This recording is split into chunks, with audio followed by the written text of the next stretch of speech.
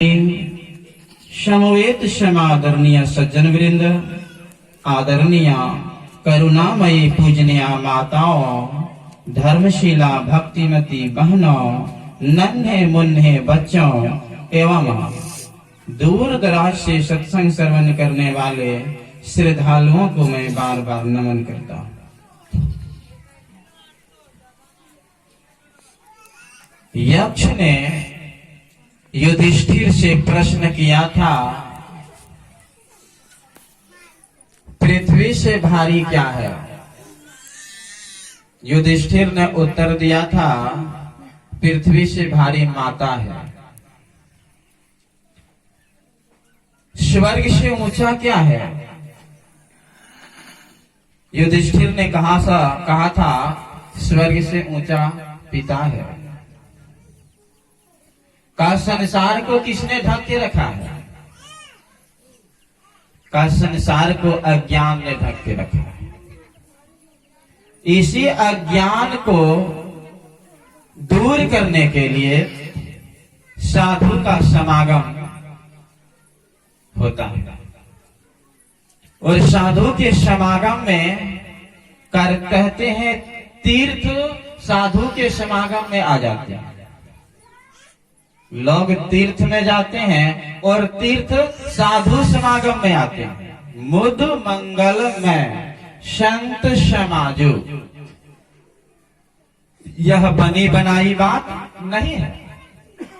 हम लोग जिस पर आस्था रखते हैं, यहाँ तक कि सृष्टि के अंतिम सत्य जो मृत्यु है, मृत्यु के उपरांत जिस नाम के सहारे हम अपने परिजनों को विदा करते हैं, ऐसे महा सर्वेश्वर सर्वाधार राम ब्रह्म परमार्थ रूपा ब्रह्म स्वरूप राम नाम का जो सहारा दे के भेजते हैं, यही पावन ग्रंथ रामचरितमानस, जिसमें सार बात को गुरु महाराज ने सटीक के रूप में एक पुस्तिका रचना किया है, जिसमें आपको सार बात समझ में आएगा।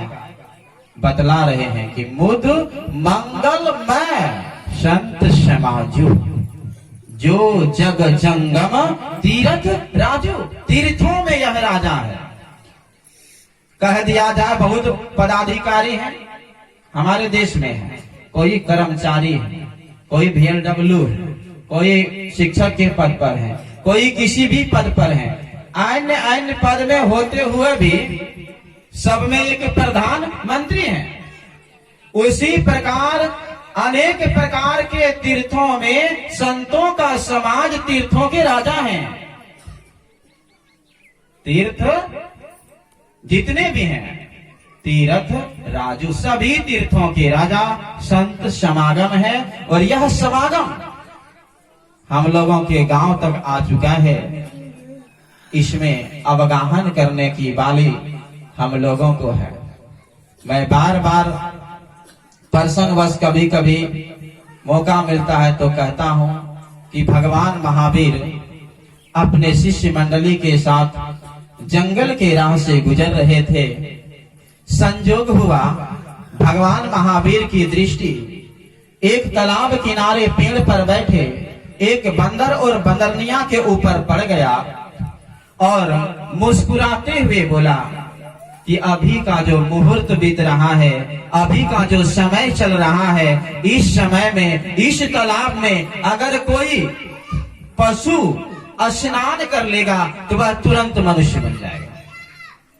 और इस बात को बंदर और बंदरनिया दोनों ने सुना। तो बंदरनिया कहती है, पतिदेव चलिए हम लोग डुबकी लगाते हैं। जिनको श्रद्धा होता है ना, 3 बजे भोर को ही 4 बजे सुबह ही स्नान कर लेते हैं, उनका ठंडी भाग जाती है। और जिनको होता हमको कुछ करना नहीं है, खाना है, धूप आए तो नहाना है, नहीं तो कोई जरूरी नहीं है, तो नहा भी नहीं पाता है। और जो सुबह ही स्नान कर लिया, एक तो ब्रह्म मुहूर्त का स्नान हुआ, स्नान भी कर लिया, ठंडी भी चली गई और ताजगी भी आ गया, पूजा करने की योग्यता भी प्राप्त कर ली। देखिए, जब तक स्नान नहीं करते हैं ना, अगरबत्ती जलाने के काबिल नहीं होते। स्नान करते करते हम अब वह योग्यता प्राप्त कर लिए, कम से कम देवी देवताओं को नहीं तो घर को तो अगरबत्ती दिखाइए सकते, योग्यता हो जाती है। अब पत्नी कहती है, बंदरनिया कह रही है अपने पति देव से, चलिए ना, महात्मा जी कह रहे हैं अभी डुबकी लगा लेंगे, मनुष्य तो बन जाएंगे ना। तो बंदर कहता है, फकीर को इतना ज्ञान रहता कि जंगल जंगल फिरता, भिक्षाटन करता, एक दूसरे के यहाँ जाता, कोई ज्ञान नहीं है सबको। ये सब क्या है, मेहनत के डर से फकीर बन गया है। इस सब के बातों में नहीं पड़ना है, फेरा में नहीं पड़ना है। कहा आप जो कुछ कहिए आप बाद में नहाइएगा ना, हम अब ये नहा लेते, उसमें क्या नहीं है, मनुष्य बने, कोई फर्क है। दुमका में व्यासानंद जी महाराज आए, कुछ मनचले लड़का ने पूछा, महाराज कहाँ आए हैं? अब महाराज श्री कहते हैं तो जानिए रहे हम कहाँ आए हैं, शिविर लगी हुई है, पंडाल लगी हुई है, जान रहे हैं ना कहाँ आए हैं। फिर भी पूछ रहा है तो मजाक कर रहा है, महात्मा से भी मजाक कर रहा है। कहा देखिए हम यहाँ एक कंपनी लगाने हैं 2 दिन के लिए। आपका कंपनी में बनेगा क्या? कहा पशु इधर से घुसेगा और मनुष्य बन के निकलेगा। पशु इधर से घुसेगा कंपनी में और मनुष्य बन के निकलेगा। कहा ऐसा कंपनी तो आज तक हम लोग सुने ही नहीं थे। कहा जाओगे जी, घुसोगे वहां, आप तो एक मेटेरियल हो, रो मेटेरियल कंपनी में डाला जाएगा तब ना वस्तु बन के निकलेगी। कहा इस बाबा से पार पाना मुश्किल है, प्रणाम क्या चलते हैं। उसी प्रकार बंदरनिया चाह रही है कि डुबकी लगा लेना, ही बना मनुष्य तो क्या हुआ, नहाना है ये, अब ये नहा लेते हैं। वह डुबकी लगाई और डुबकी लगा के ऊपर आते हैं और नवयुवती कन्या बन जाते हैं। अब बंदरवा सोचता है तो कन्या बन गई, हमारी पत्नी थी, अब हमको स्वीकार करेगा क्या? तो हमको भी मनुष्य बनना होगा। सोच विचार करके डुबकी लगाया बंदर, और डुबकी लगा करके छलांग मारा, ऊपर आता तो बंदर का बंदरे रह जाता है। अब कहता है देखिए तू बन गई कन्या और हम रह गए बंदर। और महावीर क्या बोले, भगवान महावीर अभी का जो मुहूर्त बीत रहा है, मुहूर्त समय बड़ा बलवान है, अभी का समय है, यहाँ साधु संगम हो रहा है। अभी जो आएंगे उन्हीं के अंदर में जो अज्ञान ने जो संसार को ढक रखा है, वह अज्ञान तब न मिटेगी। तो अभी का जो समय है अनमोल समय है।